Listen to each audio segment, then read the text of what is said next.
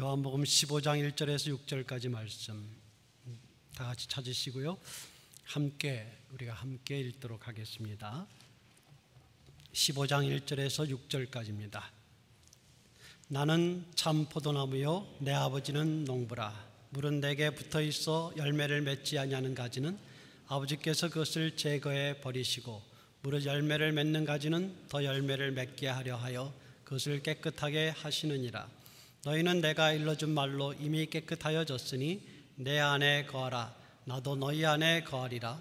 가지가 포도나무에 붙어있지 아니하면 스스로 열매를 맺을 수 없음 같이 너희도 내 안에 있지 아니하면 그러하리라. 나는 포도나무요 너희는 가지라. 그가 내 안에 내가 그 안에 거하면 사람이 열매를 많이 맺나니 나를 떠나서는 너희가 아무것도 할 수 없음이라. 사람이 내 안에 거하지 아니하면 가지처럼 밖에 버려져 마르나니 사람들이 그것을 모아다가 불에 던져 사르느니라. 아멘.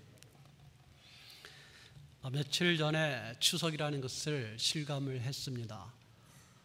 어떤 모임에 갔는데 포도가 나왔어요. 근데 그 포도 알송이가 한 이만합니다. 거봉이죠.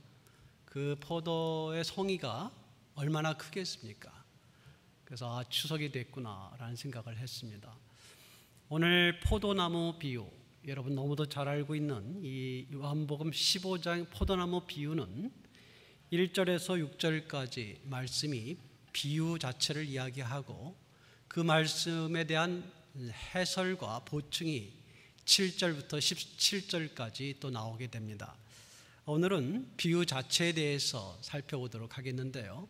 이 요한복음 15장에 나오는 이 비유는 요한복음 13장에서 17장까지 나오는 예수님의 고별 설교 이 부분에서 중간을 형성하고 있습니다. 중간을 형성하는데 구성에 있어서도 단순히 중간만 아니라 이 전체 13장, 14장 그리고 15장, 17장의 이 중간에 위치해서 이 말씀의 기초를 이룬다 이렇게 볼 수 있습니다. 그래서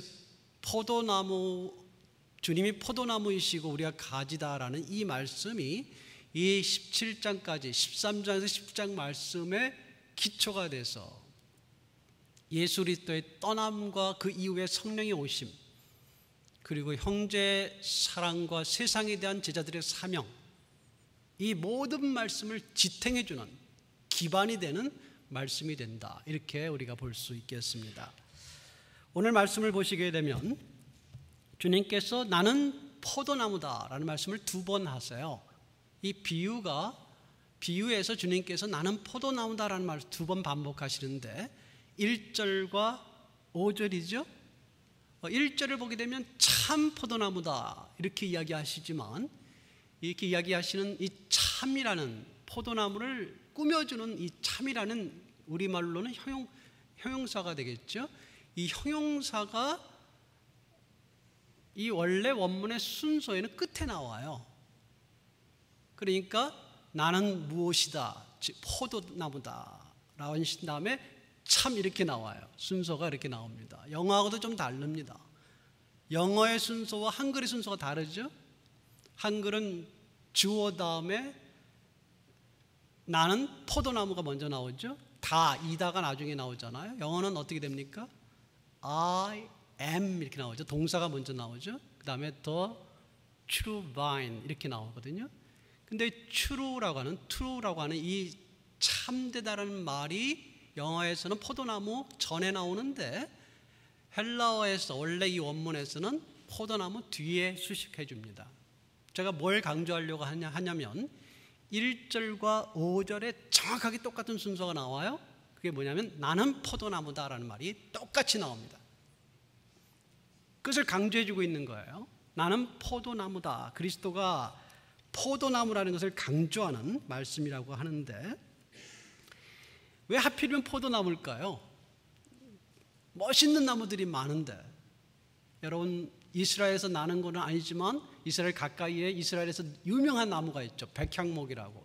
그 시돈과 두로에서 나는 오늘날 레바논 지역입니다만은 이 백향목도 있어요. 그런 멋있는 나무다 이렇게 이야기하지 않으셨어요? 아마 과실을 강조하기 위해서겠죠. 그러면 오늘 아침 말씀도 있으시죠. 감람나무다 이렇게 하셔도 되잖아요. 많은 과실을 가진 것 자체, 과실 자체를 이야기한다면 감람나무가 훨씬 포도나무보다 멋있습니다. 또 상수리 나무도 이스라엘에 있었어요. 또는 무화과 나무도 있죠. 이 나무들이 포도나무보다는 적어도 다 멋있어요. 근데 포도나무가 이들 나무보다 더 특별한 의미가 있다면 그것은 아마도 이 과실이 더 풍성하게 열리는 것처럼 나무에 비해서 과실이 더 크게 보이는 그런 나무의 특징이 있지 아니할까 생각을 합니다. 그런 뜻에서 주님께서 하셨는지는 정확히 알 수 없습니다. 주님께서 포도나무다라는 것이 그렇게 나무 자체의 성질이 중요하지 않다 볼 수도 있지만 여러분 포도나무는 비틀려 있어요. 그리고 덩굴 손을 가진 덩굴 식물입니다. 그래서 우리가 포도나무라고 그러지 않고 포도덩굴이다 이렇게 말하는 사람들이 많은 이유가 나무처럼 이렇게 돼 있질 않아요. 제대로 혼자서 서기 어렵습니다. 그래서 나무를 꼽아줘야 그 나무를 타고 가요.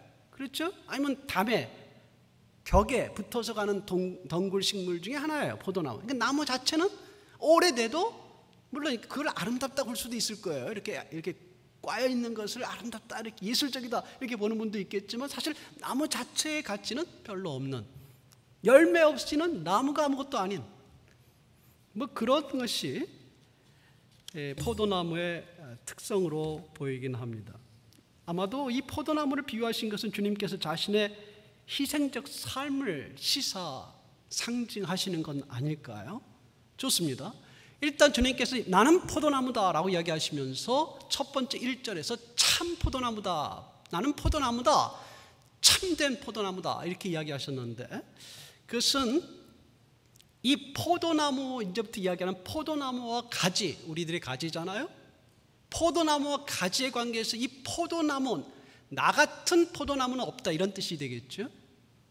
이런 가지와 나무의 관계를, 사람과 그리스도 관계, 하나님의 아들이신 그리스도 관계를 이야기할 수 있는 그런 포도나무는 이 세상에 존재하지 않는다라는 뜻으로 보입니다. 그래서 주님께서는 내가 포도나무인데 내가 참된 포도나무다, 다른 그 어떤 포도나무도 존재하지 않는다. 물론 일반 포도나무를 말하는 건 아니겠죠. 우리 사람과의 관계 속에서 영양분을 주셔서 그 열매를 맺게 하는, 사람들에게 영양을 공급해서 그 가지들이 생명의 열매들을 맺게 하는 일을 할 수 있는, 그렇게 만드는 포도나무는 나밖에 없다라는 말이 되게 될 것이다 이렇게 보고 있습니다. 오늘 말씀 여러분이 보시게 되면 다시 한번 1절을 다시 보시죠. 나는 참 포도나무요, 나는 참된 포도나무요, 내 아버지는 농부다. 5절에 보게 되면 나는 포도나무요, 너희는 가지다. 이 1절과 5절의 말씀이 이제 반복 내용이 되면서 짝을 이루면서 전체 내용을 구성하게 됩니다. 이 1절에서 5절을 보게 되면 세 가지 이야기가 나오죠. 첫째, 예수 그리스도께서 포도나무 되신다. 두 번째는 아버지는 뭐다라고 나오죠? 농부다. 세 번째는 너희는 가지다. 이 세 구도, 세 관계를 이야기해 주십니다. 그래서 포도나무이신 아들 예수 그리스도, 농부이신 성부 아버지, 그리고 가지인 제자들, 바로 우리를 이야기합니다. 이 세 개의 구도 속에서 오늘 1절부터 6절까지의 말씀을 해주시고 계십니다. 이 세 가지가 어떤 관계인지, 어떤 관계가 생겨나겠어요? 포도나무와 농부의 관계, 첫째? 그렇겠죠? 당연히. 그 다음에는 포도나무와 가지의 관계, 세 구도에서는. 그 다음에는 농부와 아버지 성부 하나님과 가지의 관계, 이렇게 되겠죠. 세 관계에서 맺을 수 있는 가능성 있는 이야기가 세 가지입니다. 다시 한번, 포도나무 아들이신 그리스도와 농부이신 아버지의 관계 첫 번째, 두 번째는 포도나무와 가지의 관계, 세 번째는 그 농부이신 아버지와 가지의 관계. 이 세 가지 이야기를 결국 오늘 1절, 특히 2절에서 4절과 그리고 5절 중간부부터 6절까지 해주시는 말씀이에요. 그 한 가지 한 가지씩 우리가 좀 간단하게 살펴보도록 하겠습니다. 우선 아버지와 아들 관계를 첫 번째 이야기하시는데, 아까 제가 말씀드린 것처럼 이 포도나무는 혼자 힘으로 존재하지 않아요. 일단 그 포도나무는 두 가지 면에서 손을 필요로 합니다. 하나는 그걸 세워주는 일, 농부가. 두 번째는 세워준다는 거 여러분 이해하시겠죠? 지탱해주는 뭐를 끼워줘야 돼요. 또 하나는 이 가지를 쳐줘야 돼요. 이 포도나무는 그 일이 필요합니다. 그 일을 농부가 한다 이 말이에요. 이 농부라는 말이 이 게오르고스라고 하는 말인데, 게오르고스는 이 땅, 밭하고 일하고 합친 말이에요. 농부, 일해서 밭에서 하는 농부다는 이 말에서 여러분 그 이름이 많이 나왔습니다. 독일어로 게오르그, 또 게오르규, 영어로는 뭔지 아세요? 조지. 많이 들으셨죠? 조지 또는 조지아. 그 조지 부시 아시죠? 거기서 이 말에서 나왔어요. 그러니까 그분들, 그 이름을 가진 분들은 그 조상이 파머, 농부라는 뜻이에요. 아마 조상이 농부였을 거예요. 아니면 성경에 이 말을 따서 자기 성으로 만들었을지 모르겠습니다. 어쨌거나 이 농부라고 주님께서 칭하셨을 때, 아버지를 칭하셨을 때 그 농부는 일하는, 밭에서 일하는 사람이다 라는 거예요. 그러니까 지금 여기서 주님께서 강조하시는 것은 포도나무 혼자 일하는 게 아니다라는 거예요. 포도나무는 농부이신 아버지와 함께 이 포도나무 사역을 한다는 거예요. 지금 그것을 강조하고 있어요.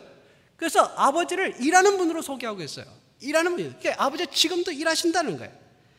그러니까 스스로, 아들은 혼자 스스로 하지 않는다는 거예요. 스스로 할 수 없다는 거예요. 아버지 도움 없으면 일을 할 수 없다는 것을 암시해주고 있는 말씀이다는 거예요. 그래서 아들은 아버지를 의존해서 일을 한다 이 말이에요. 함께 한다 이 말이에요. 여러분 그런 말씀을 우리가 그 이전에도 많이 보았습니다. 요한복음에서 내가 혼자 일하지 않는다. 내가 듣지 않고 말하는 게 없다. 내가 아버지의 뜻을 찾지 않고서 내 혼자 일하지 않는다. 이런 말씀 여러분 많이 들었을 겁니다. 아버지와 아들의 관계, 포도나무와 농부의 이야기를 먼저 이야기해 주셨습니다. 두 번째로 아들과 제자의 관계는 무슨 관계죠? 포도나무와 가지의 관계입니다. 여러분 너무도 잘 알고 있는 말씀이죠.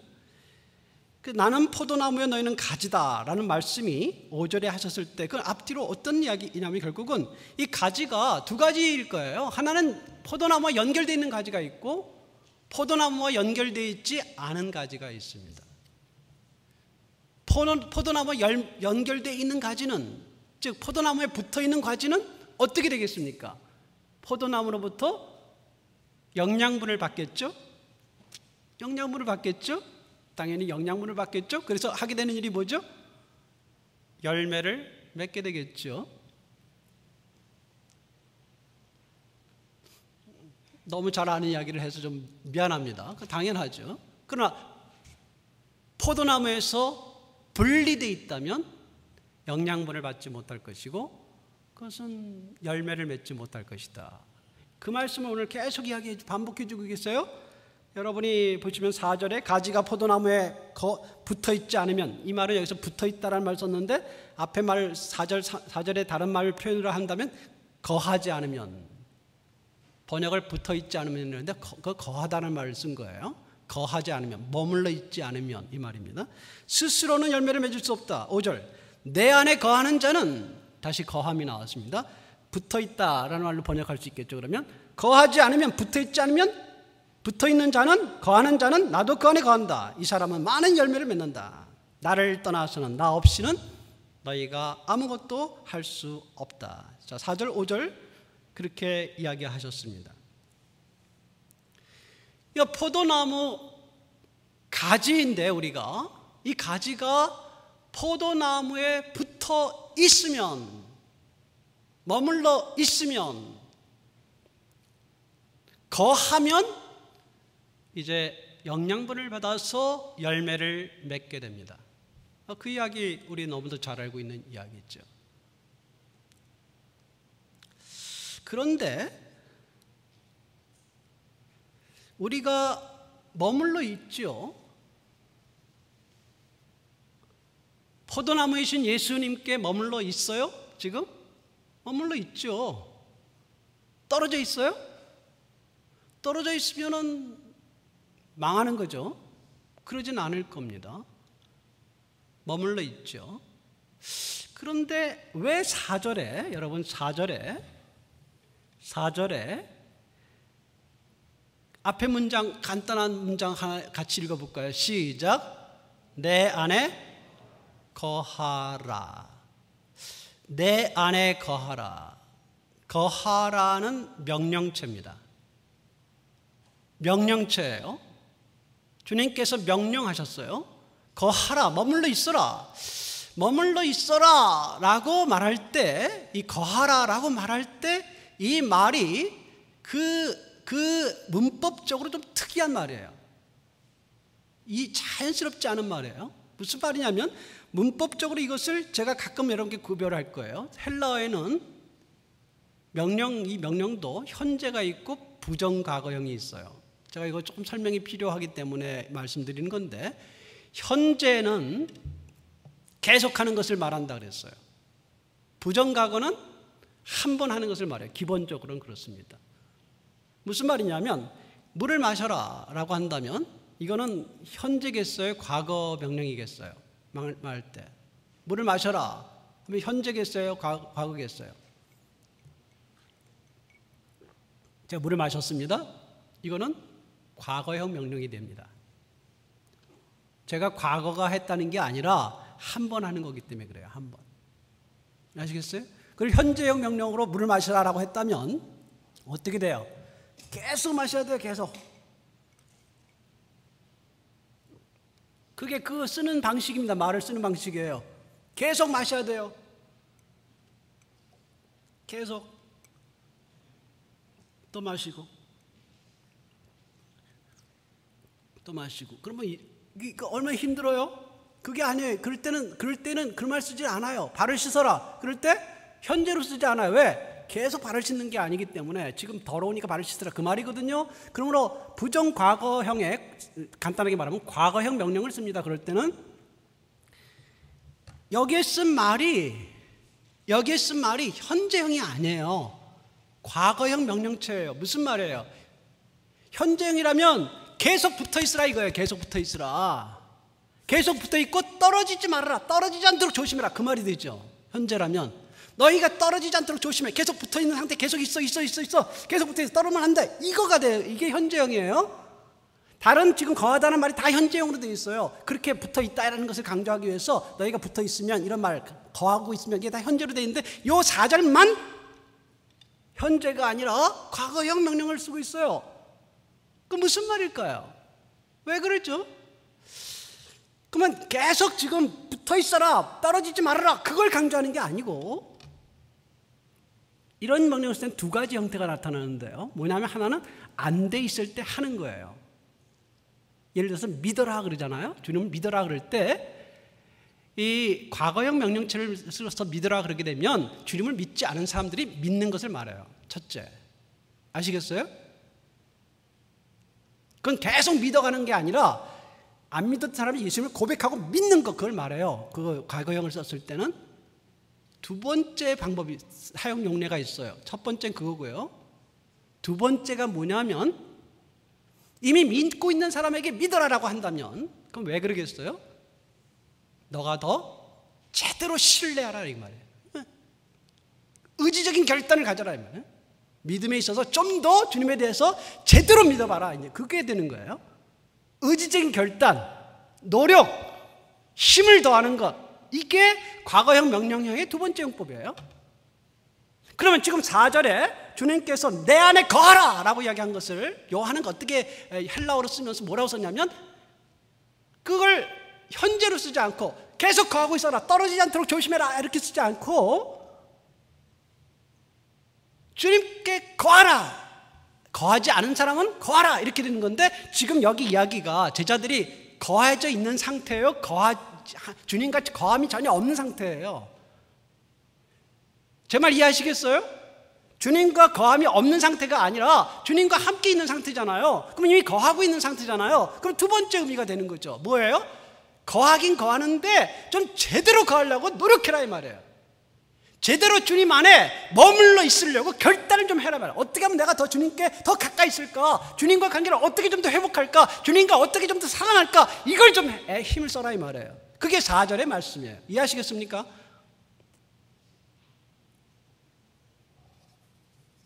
세 번째 이야기를 좀 더 하면서 마무리 짓죠. 아버지는 농부시고 하나님께서는 우리는 가지다 이 말이에요. 이게 아버지와 우리 관계 속에서 이야기하는 말씀이 2절, 3절, 6절 이렇게 나오는데요. 여기서 아버지는 주님께서 뭐라고 이야기하시냐면, 아버지께서 2절에 뭘 하냐면 제거하다, 깨끗하게 하다, 이런 두 가지 대조되는 동사를 썼어요. 여러분 잘 아시죠? 농부가 어떤 가지는 아예 제거해버려요. 왜? 이 포도나무에 도움이 되지 않아요. 열매를 맺는데 도움이 되지 않아요. 잘라버려요. 어떤 나무는. 그래야 돼요. 나무를 자르지 않으면 어떻게 돼요? 자르지 않으면요, 이 포도가 너무 많이 열려요. 조금하게 먹을 만한 게 아니고 돌 포도가 열린다 이 말이에요. 그러므로 농부는 잘라내야 돼요. 잘라낼 거, 필요 없는 거 잘라내야 돼요. 그게 아버지 역할이다 이 말이에요. 심판을 이야기하시나요? 그럴 수 있겠죠. 그렇게 보입니다. 그런 반면에 어떤 나무는 깨끗하게 해요. 가지치기 해서 정결하게 해서 이렇게 큰 포도를 맺도록 그렇게 만들어준다 이 말이에요. 그게 농부, 아버지 역할이다 이 말이에요. 아버지는 어떤 나무는 가지는 제거해버리고 어떤 가지는 깨끗하게 만든다 이 말이에요. 그게 아버지와 가지 역할이에요. 그래서 어떤 가지는 그러면 제거하고 어떤 가지는 깨끗하게 하느냐 했을 때 본문은 뭐라고 주님이 이야기하시냐면, 열매 맺는 가지, 열매 맺지 않는 가지는 제거하고 열매 맺는 가지는 깨끗하게 한다, 이렇게 구별하셨어요. 그러니까 농부가 그 가지가 불쌍하니까 내버려둬야 되겠다 이렇게 생각하지 않는다 이 말이에요. 잘라낼 걸 잘라낸다 이 말이에요. 잘라낸 것을 어떻게 하느냐, 6절에 나왔어요. 잘라낸 것은 나중에 뭐하다가 잘라니까 벌써 영양분이 없어지니까 내버려두면 마르죠. 마르게 된 것을 이제 장작불에다 내서 버려서 불태워버려요. 근데 이 포도나무가 나무 자체 이 가지나 쓸모가 없는데 하나 쓸모가 있는 게 뭐예요? 불에 타는 겁니다. 이 바베큐 좋아하시는 분들은 아실지 모르지만 포도나무가 바베큐 하는데 좀 괜찮은 나무예요. 그거 아십니까? 바베큐 할 때 좀 도움이 되는 나무가 이 포도나무입니다. 이게 별로 못생겼지만 잘 탑니다. 숯을 그래도 좀 제법 만들어요. 타는 일밖에 쓰는 일이 없다 이 말이에요. 잘라낸 가지는 불에 태우는 일밖에 쓸모가 없어요. 다른 데 쓸모가 없어요. 이거는 참 심각한 말이죠. 그러니까 이 말씀이 우리가 이렇게 잘라낸 가지가 되지 않도록 열매 맺는 가지가 되도록 노력하자, 이런 말씀이다 라고 볼 수도 있어요. 그렇게 보면은 이 말씀이 경계의 말씀이죠. 여러분 어떠세요? 여러분 열매 맺는 가지세요? 열매 맺지 않는 가지세요? 여러분은 농부이신 하나님이 깨끗하게 하는 가지일까요? 아니면 영 문제가 있어서 잘라내려고 하는 가지일까요? 위협을 좀 느끼시죠? 안 느끼세요? 자신이 있어요? 나는 그래도 깨끗하게 하는 가지에 속한다 이렇게 생각하세요? 이거 좀 위협이 되는, 좀 경계하는 말씀이긴 있어요. 네, 그 이해합니다. 그런 말씀이긴 한데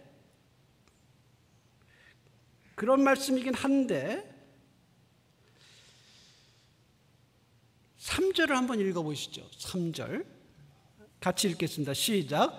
너희는 내가 일러준 말로 이미 깨끗하여졌으니. 이게 무슨 말씀입니까? 이미 깨끗하여졌다? 이미 깨끗하여졌다는 것은 무슨 말이죠? 이 제자들이, 예수님의 제자들은 이미 깨끗한 존재가 되었다라는 거예요. 깨끗한 존재가 되었다는 것은 아까 말씀 뭐와 대조되는 말이었죠? 제거한다와 깨끗하다와 대조되는 말이었죠? 즉, 이 제자들은 제거할 대상이 아니라 깨끗하게 구별된 대상이 되었다라는 거예요. 이미. 뭘로? 그리스도의 말씀으로. 그리스도의 말씀으로 어떻게 되었을까? 그리스도의 말씀을 제자들이 그리스도를 따라다니면서 말씀을 들었잖아요. 그 말씀을 귀담아 듣잖아요. 그리고 그 말씀을 통해서 은혜를 받았잖아요. 따라서 그것 자체가 벌써 뭐냐? 제거돼야 될 가지에 속하지 않고 깨끗하게 될 가지에 속한 자들이 됐다 이 말이에요. 앞에 말이 제거되는 가지가 되게 되면, 열매를 맺지 못해서 제거되는 가지가 되면 불에 타 불사를 수 있으므로 너희는 조심하라라는 말씀이 없는 건 아니지만, 우리에게 주는 위협이라 경계심이 없는 것은 아니지만, 그러나 제자들에게 확실하게 이야기하시는 것은 뭐냐면 너희는 제거될 대상이 아니다라는 거예요.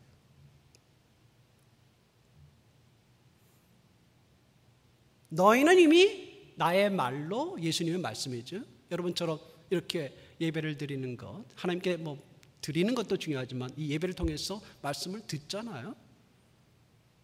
제자들과 비슷하죠. 그렇게 듣고 읽고 그 말씀을 묵상하고 말씀에서 따르려고 하면서 어떻게 됐느냐? 깨끗하게 여겨지는 가지가 되었다는 거예요. 그 부분이 이미. 그러므로 이렇게 생각해야 돼요. 나는 제거될 가지가 아니다라는 거예요. 제거될 가지에 속하는 것이 아니라 깨끗해진 가지다라는 것을 생각하라는 거예요. 지 말씀을 통해서. 그러면서 말씀하신 게 뭐냐면 아까 이야기한 4절 이야기예요.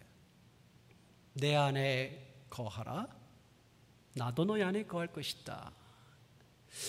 깨끗한 가지는 여러분 생각해 보세요. 다시 한번.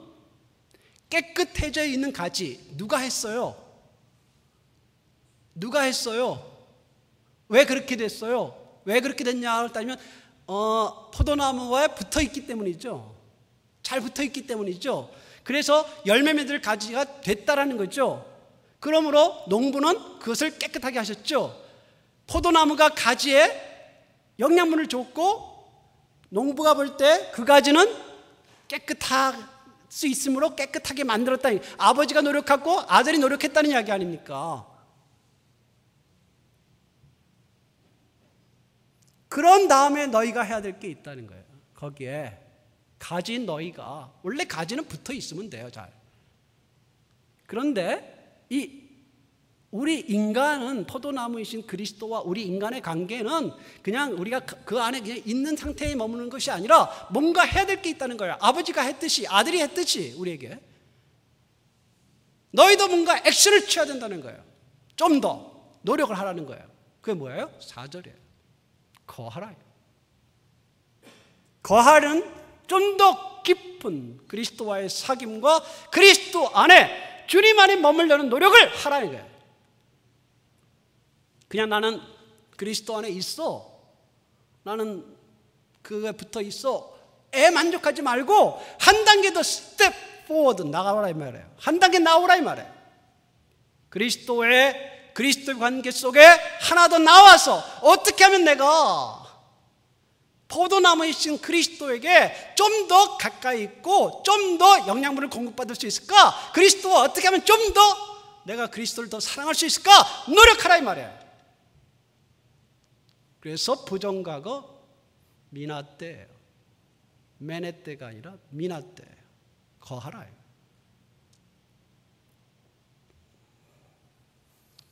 어떻게 하면 그러면 그리스도 안에 좀 더 거하려고 노력할 수 있을까? 우리는 제거될 가지는 아니다 이 말이에요. 우리는 그런 존재는 아니에요. 왜? 그리스도의 말씀 때문에 그런 존재는 아니에요. 우리는 농부이신 아버지가 일을 하셨어요. 우리를 위해서. 그래서 우리를 깨끗하게 만드셨다 이 말이에요. 그 깨끗하게 만드신 일에 그리스도는 우리를 말씀으로 영양분을 주셔서 깨끗하게 하신 일에 그리스도와 같이 하셨다 이 말이에요. 이제 우리는 깨끗한 가지가 되었어요. 그러나 이제 우리에게 뭔가 하라고 하시는데 그것은 너희 쪽에서도 해야 될 일이 있는데 그게 뭐냐? 그리스도 안에 머물려고 한 단계 더 노력하라요. 자, 그럼 어떻게 하는 것이 머무는 것일까? 더 머무는 것일까? 계속 있는 것 상태를 좀 더 발전시킬 수 있는 것인가? 이것을 한 주 동안 여러분께서 기도하시고 고민하시고 또 중요한 주제로 삼으셔서 사시기를 바라고요. 또 다음 시간에 우리가 말씀을 나누겠습니다. 기도하겠습니다. 주님이 우리의 포도나무가 되시고 우리가 가지입니다. 우리가 그 안에 머물러 있습니다. 우리가 주님께 더 나아가도록 노력하게 하옵소서. 예수님의 이름으로 기도했습니다. 아멘.